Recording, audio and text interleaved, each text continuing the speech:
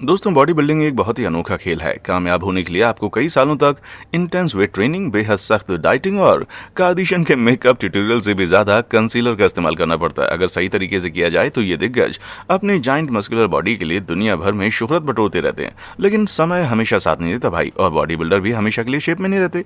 उम्र बढ़ने और चोटों से लेकर स्टेरॉइड के इस्तेमाल से खतरनाक नतीजों तक, आइए दुनिया भर के कुछ सबसे मशहूर बॉडी बिल्डर्स को याद कर लेते हैं और जानते हैं कि वो अब कैसे दिखते हैं।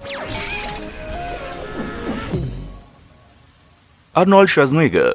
तो दोस्तों, अब हम शुरुआत करने जा रहे हैं the one and only Arnold Schwarzenegger से। अर्नी 15 साल की उम्र से कड़ी मेहनत कर रहा था और उसने दुनिया का सबसे बड़ा बॉडी बिल्डर बनने की ठान ली थी, और इसका मतलब था कि उसे मिस्टर ओलंपिया का प्रेस्टिजियस टाइटल जीतना था। ये एक एनुअल कंपटीशन है जो कि 1965 में शुरू हुआ था और आज भी हो रहा है। ये दुनिया भर के सबसे बड़े और बेस्ट प्रोफेशनल बॉडी बिल्डर्स को इस बड़े मंच पर अपने मसल्स को घुमाते हुए दिखाता है।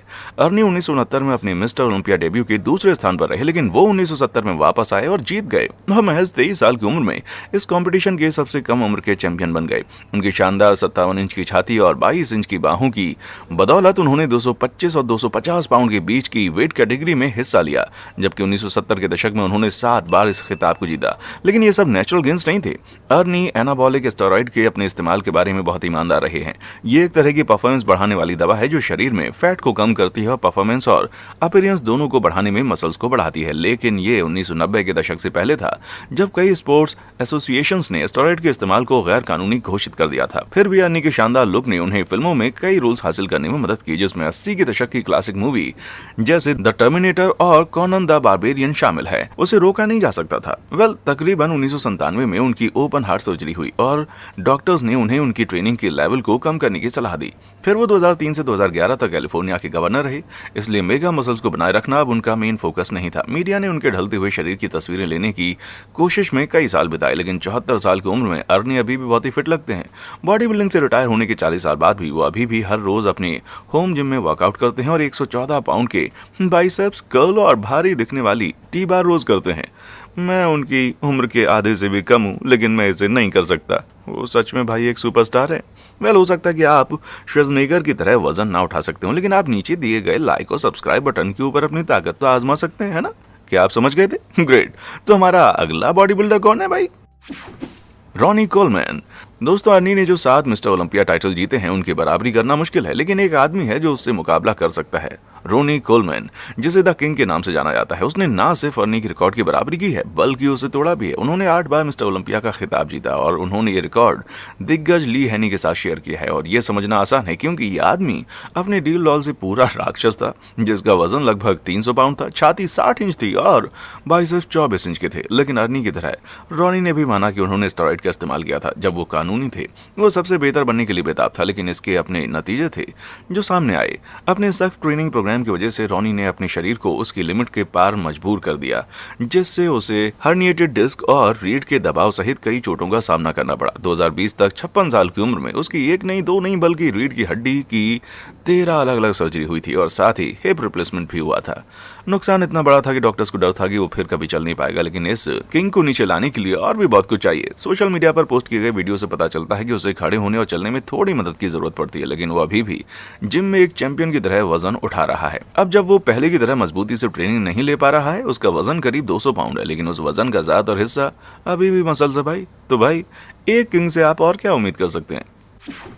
जे कटलर। दोस्तों, शक्तिशाली जे कटलर अर्नी और रॉनी की ठीक पीछे है। 4 बार के मिस्टर ओलंपिया टाइटल के विनर रहे जे कटलर को ये दिखाने में कभी शर्म नहीं आई कि कंपटीशन के लिए तैयार होने के लिए उन्हें क्या क्या करना पड़ता है। अपनी मसल्स को स्लिम दिखाने के लिए वो हफ्तों में 5 दिन एक साथ घंटों वर्कआउट करते हुए शो से पहले खुद को खतरनाक तरीके से डिहाइड्रेट करता है। साल 2005 में इस सारे काम ने उसके शरीर से फैट की एक जबरदस्त मात्रा को कम करने में मदद की, जिससे उसका वजन सिर्फ 4 हफ्तों में 283 पाउंड से 265 पाउंड तक कम हो गया। कई बॉडी बिल्डर्स को लगता है कि ये एक्सट्रीम कटिंग प्रोसेस उनके विशाल शरीर को बनाए रखने और टोन्ड मसल्स को दिखाने के लिए जरूरी है, लेकिन शो खत्म होने के 2 महीने से भी कम समय में जे ने अपना वजन 293 पाउंड तक बढ़ा लिया था। जब बॉडी बिल्डर्स अपने थका देने वाले प्री कंपटीशन ट्रेनिंग सेशन से ब्रेक लेते हैं तो इसे ऑफ सीजन वेट के रूप में जाना जाता है। उन्हें ज्यादा खाने को मिलता है, ज्यादा पीने को मिलता है और वो कम बार जिम जाते हैं। लेकिन अपने ऑफ सीजन में एक अनफैमिलियर बड़े से जे की ये चौंकाने वाली तस्वीर 2014 के आसपास ऑनलाइन दिखाई दी थी। शुक्र है ये कुछ बुरे लोगों का काम निकला जो कि फोटोशॉप का इस्तेमाल करके जे को मोटा दिखाने दिखाने की कोशिश कर रहे थे।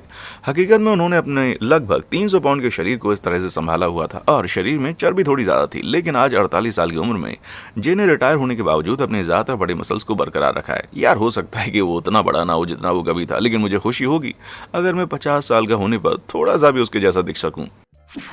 डेव पलुम्बो। दोस्तों, बॉडी बिल्डिंग की दुनिया में डेव पलुम्बो एक जाना पहचाना नाम है, लेकिन बेहतरीन कारणों से नहीं। इस 5 फुट 9 इंच के कलाकार ने 1990 से 2004 तक अमेरिका के कई नेशनल इवेंट्स में हिस्सा लिया था, जबकि उनका वजन 300 पाउंड से ज्यादा था। उनके कटे फटे शरीर में कुछ बहुत बड़ी विशेषताएं दिखाई दी थी, खास तौर पर उनका बड़ा सा पेट। ये anabolic agent human growth hormone या HGH का एक साइड इफेक्ट माना जाता है, जिसे कई खेलों में गैर कानूनी घोषित किया गया है। ये शरीर में टिश्यू की ग्रोथ को बढ़ाता है, मसल मास को बढ़ाता है, जिससे एथलेटिक परफॉर्मेंस में आर्टिफिशियली इंप्रूवमेंट होता है। लेकिन जब मैं टिश्यू कहता हूं तो मेरा मतलब सभी टिश्यू से है, जिसमें आपके ऑर्गन्स के अंदर मौजूद चीजें शामिल हैं। डॉक्टर्स ने देखा है कि HGH का मिसयूज करने वाले एथलीट्स के दिल बढ़ जाते हैं और आंतें फूल जाती हैं, और आंतों के बढ़ने से पेट अजीब तरह से फूल जाता है, लेकिन वो ही नहीं जानते कि इसका कारण क्या है। इसलिए ये फिलहाल सिर्फ एक थ्योरी है, लेकिन क्योंकि बॉडी बिल्डिंग की दुनिया में उनका पेट सबसे बड़ा था, इस कंडीशन को पलुम्बोलिज्म कहा जाता था। मेरे हिसाब से ये वो टाइटल नहीं है जिसे डेव जीतना चाहते थे। उन्होंने 2004 में कंपटीशन से संन्यास ले लिया, लेकिन इसके बाद के सालों में धीरे धीरे वर्कआउट करना जारी रखा। इससे उनका भारी वजन समय के साथ कम होता चला गया और 53 साल की उम्र में उन्होंने गर्व से अपने पतले पेट को दिखाया। जी हाँ, उनका फूला हुआ पेट गायब हो गया था। हालांकि फैसला अभी आना बाकी है कि वास्तव में पलम्बोलिज्म का कारण क्या है। डेव ने यह साबित करने का एक शानदार काम किया है कि इसे रिवर्स किया जा सकता है। इन सब के बावजूद भी वो अभी भी बहुत ही हेल्दी दिख रहा है। वाह, क्या कमाल का बंदा है यार। टॉम प्लाट्ज। दोस्तों, आप इन्हें गोल्डन ईगल या गॉडफादर के नाम से जानते होंगे, लेकिन इन मोटी जांघों वाले सुपरस्टार का असली नाम टॉम प्लाट्ज है। टॉम ने 1979 और 1986 के बीच 7 बार मिस्टर ओलंपिया कंपटीशन का हिस्सा लिया और अक्सर टॉप 10 में रहे। कई बॉडी बिल्डर उनकी थाइज को देखकर चलते थे। उनका मैक्सिमम सरकमफ्रेंस था 34 इंच। ये लगभग एक आदमी की एवरेज कमर के बराबर है। टॉम ने अपनी अजीब मुश्किल वर्कआउट की वजह से शोहरत हासिल की थी, जिसके बारे में उन्होंने दावा किया कि उन्होंने अपने शरीर के हर मसल को हिला दिया है।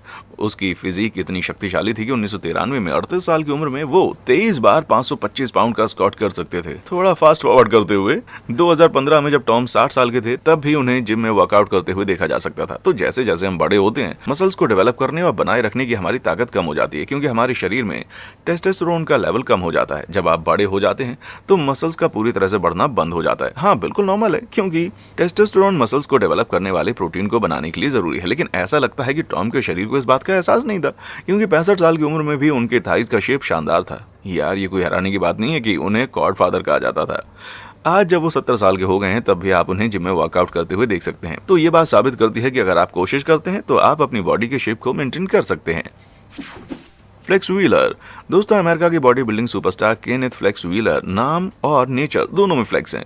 1993 और 2017 के बीच 30 से ज्यादा प्रोफेशनल बॉडी बिल्डिंग कॉम्पिटिशंस में उन्होंने हिस्सा लिया। उन्हें अब तक के सबसे महान बॉडी बिल्डर्स में से एक माना जाता है। नेचुरल डाइट से शुरुआत करने के बावजूद उन्होंने भी कंपटीशन में बढ़त हासिल करने के लिए स्टेरॉइड की ओर रुख किया, लेकिन यह सफर आसान नहीं था। इंटरव्यू में उन्होंने बताया कि स्टेरॉइड का इस्तेमाल करने से उनका वजन सिर्फ 1 महीने में 30 पाउंड बढ़ पाया, जो लगभग हर दिन 1 पाउंड बढ़ने जितना समय है। उन्होंने 240 पाउंड के वजन के साथ कंपटीशन में हिस्सा लिया और उनकी थाइज का नाप था 31 इंच। लेकिन ये मिस्टर ओलंपिया का खिताब जीतने के लिए काफी नहीं था और वो अक्सर दूसरे या तीसरे स्थान पर ही रहे। ये ध्यान में रखते हुए कि फ्लेक्स को 1999 में उनकी किडनी की सीरियस प्रॉब्लम के बारे में भी पता चला था। ये बेहद शानदार है। डॉक्टर्स ने कभी नहीं कहा कि ये उनके द्वारा किए जा रहे स्टेरॉइड के कारण हुआ था। उन्होंने ड्रग्स का इस्तेमाल पूरी तरह से बंद कर दिया था और उसके बाद हिस्सा लिया था। वो 2017 में रिटायर हुए और सोशल मीडिया पर तस्वीरें आने के तुरंत बाद ये दावा किया गया कि उन्होंने सच में ट्रैक खो दिया है।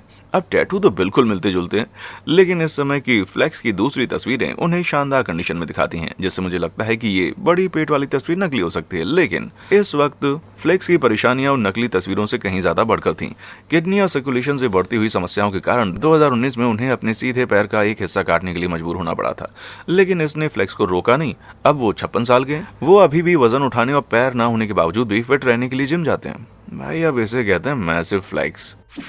Paul delete. दोस्तों, जब तस्वीरों की बात आती है तो कुछ ही बॉडी बिल्डर ऐसे होते हैं जो कि पॉल डिलेट जैसे पोज दे सकते हैं। सनग्लासेस में पोज देने से लेकर ब्रेसेस पहने हुए वेट लिफ्टिंग करने तक 1930 के दशक के अपने सुनहरे दिनों में उसने हर संभव कोशिश की।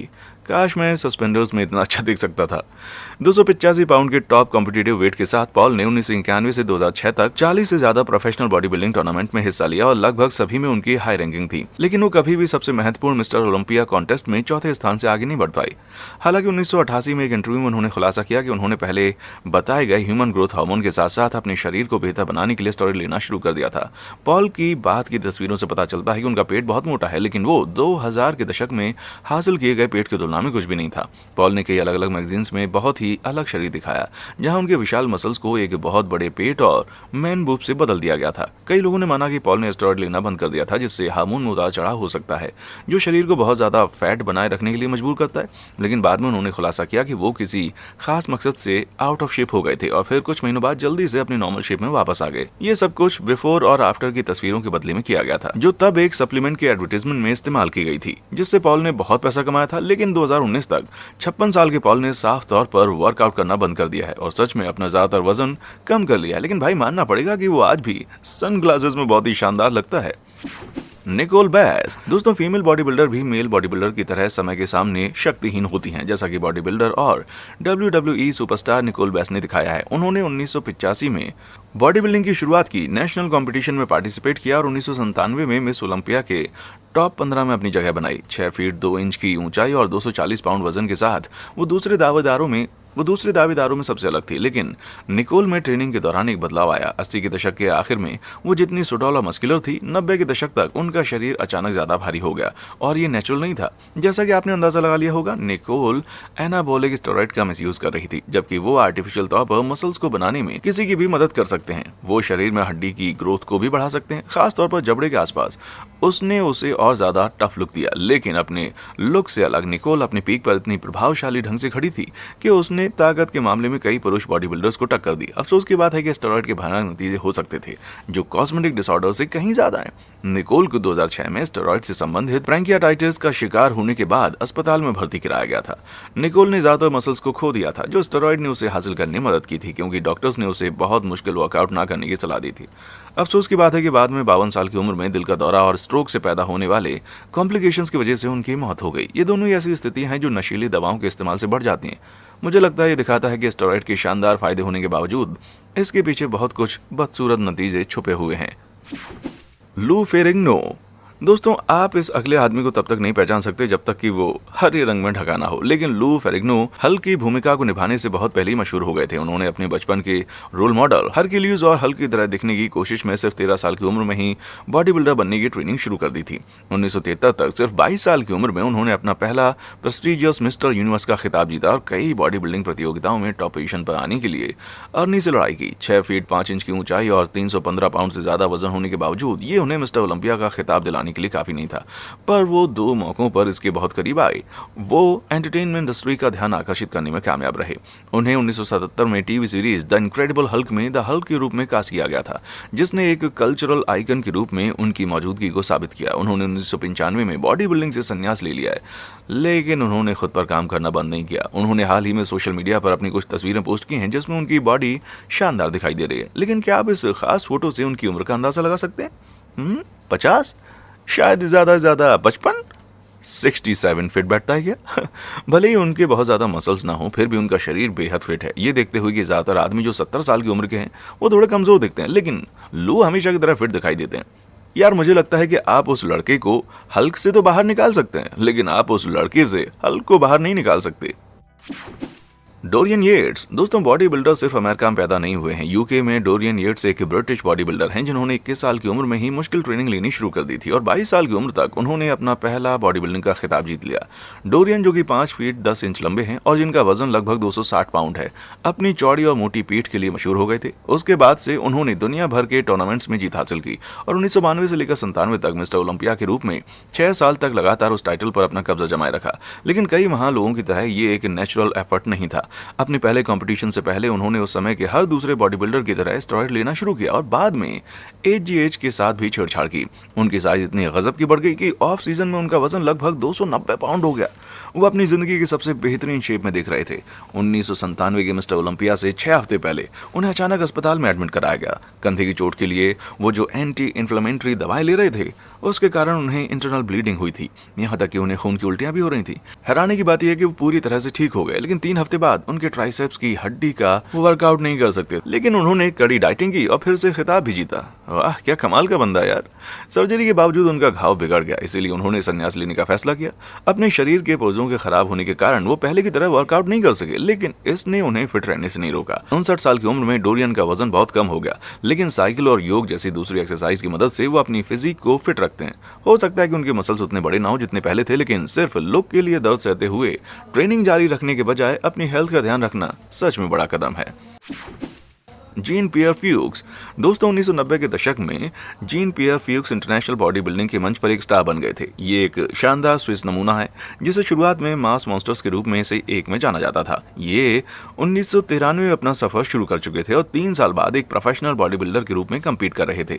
वो बॉडी बिल्डिंग की दुनिया में एक उभरते हुए सितारे थे और एक मजबूत दावेदार के रूप में उनका वजन 260 पाउंड था, लेकिन 2002 में महज 34 साल की उम्र में उन्होंने एक मैगजीन शूट के लिए 675 पाउंड का स्क्वाट करने की कोशिश की, जो बुरी तरह से बिगड़ गया। वो उस भारी वजन के साथ घुटनों के बल नीचे गिर गए, जिससे उनकी बाईं जांघ में गंभीर चोट आई और उनके दाहिने घुटने के लिगामेंट टूट गए। उनकी सर्जरी हुई और फिर से वो चलने लगे, लेकिन नुकसान हो चुका था। उनके लंबे इलाज के बाद उन्होंने फिर से कंपटीशन में हिस्सा लेने की कोशिश की, लेकिन दुख की बात यह है कि वो 2001 या 2003 में से किसी एक में भी जीत हासिल नहीं कर पाए, नाकामयाब रहे। इस तरह की एक अजीब दुर्घटना के कारण अपने करियर को जल्दी खत्म करना भयानक था, लेकिन जीन पियर निराश नहीं थे। उन्होंने तब से अपना बेस्ट वर्कआउट रूटीन जारी रखा है। जाहिर है उनके पैर अब पहले की तुलना में थोड़े पतले हैं, लेकिन उन्होंने अपनी अपर बॉडी के मसल्स को अपने सुनहरे दिनों की तरह बनाए रखा है। 2020 में उनका नी रिप्लेसमेंट हुआ था, जिससे उन्हें फिट रहने और अच्छी जिंदगी जीने में काफी मदद मिली है। यार, तो अगली बार जब आप जिम ना जाने के बहाने बना रहे हो ना, तो जीन पियर की कहानी को ध्यान से देखिएगा और उनकी खातिर चले जाइएगा।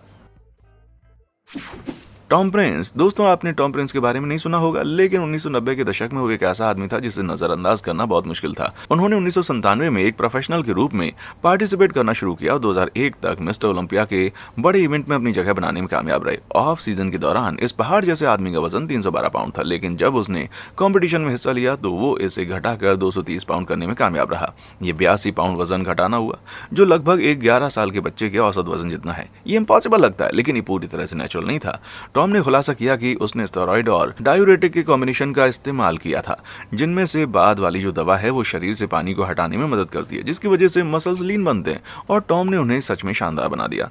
लेकिन ये सब ज्यादा दिन नहीं चल सका। 2002 में उनके आखिरी कंपटीशन के बाद टॉम की किडनी फेल होने लगी।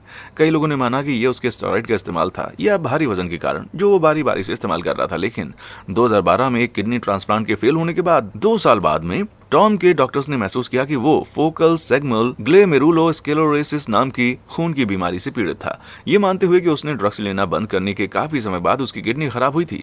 उनका मानना है कि ये एक जेनेटिक कंडीशन है। वो आज भी इस जानलेवा बीमारी के साथ जी रहा है और इसे सावधानी से मैनेज करता है, और उसका वजन सिर्फ 185 पाउंड है। लेकिन ये देखते हुए कई बॉडी बिल्डर किडनी फेलियर के कारण अपनी जान गंवा चुके हैं। टॉम निश्चित रूप से भाग्यशाली लोगों में से एक है। Bob Paris. जबकि कुछ बॉडी बिल्डर सच में सीमाओं को तोड़ देते हैं, बॉब पेरिस ने अपने विशाल आकार के अलावा कई दूसरी चीजें ऐसे की हैं। 23 साल की उम्र में प्रोफेशनल रैंक में आने से पहले उन्होंने 1981 में कंपटीशन में हिस्सा लेना शुरू किया और मिस्टर अमेरिका और मिस्टर यूनिवर्स दोनों खिताब अपने जीतकर बॉडी बिल्डिंग की दुनिया को चौंका दिया। 5 फीट 10 इंच की हाइट और 225 पाउंड वजन के अद्भुत फिजिक की बदौलत बॉब के टॉप क्वालिटी जीन्स ने उन्हें मिस्टर ओलंपिया के मंच पर पहुंचाया, जहां उन्होंने लगातार कई सालों तक टॉप 10 में अपनी जगह बनाए रखी। वो उस समय के कुछ बॉडी बिल्डर्स में एक थे जिन्होंने खुले तौर पर स्टेरॉइड के इस्तेमाल का विरोध किया था। हालांकि दशकों से इस बात पर बहस चल रही है कि क्या उन्होंने सच में अपनी खुद की कही हुई बात का पालन किया था। लेकिन 1989 में उन्होंने मीडिया में एक असली धमाका कर दिया। उसने दिलेरी से खुलासा किया कि वो एक गे है। लेकिन आजकल ये एक ब्रेकिंग न्यूज नहीं है, लेकिन बॉब मीडिया के सामने आने वाले किसी भी खेल में सबसे पहले एक्टिव प्रोफेशनल मेल एथलीट थे। उसके बाद वो कई प्रोफेशंस में सुपरस्टार बन गए। एक्टर, मॉडल और राइटर होने जैसे अपने दूसरे सपनों का पीछा करने के लिए उन्होंने 1991 में खेल से संन्यास ले लिया। भले ही वो अब बहुत ज्यादा वर्कआउट नहीं करते हैं, लेकिन फिर भी वो योग जैसे दूसरे तरीकों से फिट रहना पसंद करते हैं। उनका शरीर अब इतना पतला है, ये सोचना भी लगभग असंभव है कि वो कभी बॉडी बिल्डर थे। मेरा मतलब है कि वो सड़क पर चलने वाले किसी आम लड़के की तरह दिखते हैं। और क्या आप अंदाजा लगा सकते हैं कि वो अब कितने साल का है? 40 या 50? नहीं, 61। वाह, मुझे लगता है कि मुझे योगा करना शुरू कर देना चाहिए। Frank Zen. दोस्तों, फ्रैंक जेन एक अनुभवी बॉडी बिल्डर उन चंद लोगों में से एक हैं जिन्हें इंडस्ट्री में वो पूरा सम्मान मिलता है जिसके वो हकदार हैं। ये आदमी अर्नी, रोनी या जे की तरह एक हैवीवेट दिग्गज नहीं था, लेकिन वो फिर भी 3 मिस्टर ओलंपिया खिताब जीतने में कामयाब रहा। 1962 और 1983 के बीच फ्रैंक ने 200 पाउंड से कम वजन वाले डिवीजन में कम से कम 25 प्रोफेशनल बॉडी बिल्डिंग प्रतियोगिताओं में हिस्सा लिया। तो भाई, ये आदमी तब से मसल्स बना रहा था जब अर्नी के सीने पर बाल भी नहीं आए थे। उन्होंने कभी वजन बढ़ाने की कोशिश नहीं की, इसके बजाय उन्होंने हमेशा लगभग 190 पाउंड के वजन पर कॉम्पिटिशन में हिस्सा लिया। उन्होंने धीरे धीरे अपनी बॉडी की शेप को डेवलप किया। 1977 में अपना पहला खिताब जीतने से पहले 5 मिस्टर ओलंपिया टूर्नामेंट में हिस्सा लिया। उनका करियर 1979 तक चला, जब उनके घर पर हुई एक दुर्घटना के कारण उनका वजन लगभग 15 पाउंड कम हो गया। उन्होंने संघर्ष करना जारी रखा, लेकिन वो टॉप पोजीशन को वापस हासिल नहीं कर सके और 1983 में अपने आखिरी शो के बाद उन्होंने संन्यास ले लिया। लेकिन उन्होंने कभी भी वर्कआउट करना बंद नहीं किया। 65 साल के होने के बावजूद फ्रैंक बिल्कुल भी बूढ़े नहीं दिखते हैं। भले ही उनके सफेद बालों को देखकर लग रहा हो कि वो बूढ़े हो गए हैं, लेकिन उनके थाइस और चेस्ट बेहतरीन शेप में है। वो 30 साल के आदमी पर भी अजीब नहीं लगते। 71 साल की उम्र में भी उनके बाइसेप्स बहुत ही शानदार थे। लेकिन समय हम सब पर आता है और 79 साल की उम्र में फ्रैंक ने आखिरकार कुछ अद्भुत मसल्स को खो दिया है। वो अभी भी वर्कआउट करते हैं और इंस्टाग्राम पर बच्चों को सही तरह से डंबल कर्ल और इंक्लाइन कर्ल करने के तरीकों के बारे में बताते हैं। मैं तो ये देखकर हैरान हूँ कि यह आदमी जो शायद 80 साल का है, अभी भी जिम जाने वाले 20 साल के लोगों की तुलना में काफी बेहतर परफॉर्मर है। मैं आपके बारे में तो नहीं जानता, लेकिन इसे देखकर मैं जरूर जिम जाऊंगा। तो दोस्तों, इनमें से किस बिफोर और आफ्टर ने आपको सबसे ज्यादा हैरान किया और किसने आपको सबसे ज्यादा इंस्पायर किया, मुझे नीचे कमेंट सेक्शन में आकर बताएं। और हाँ, देखने के लिए शुक्रिया।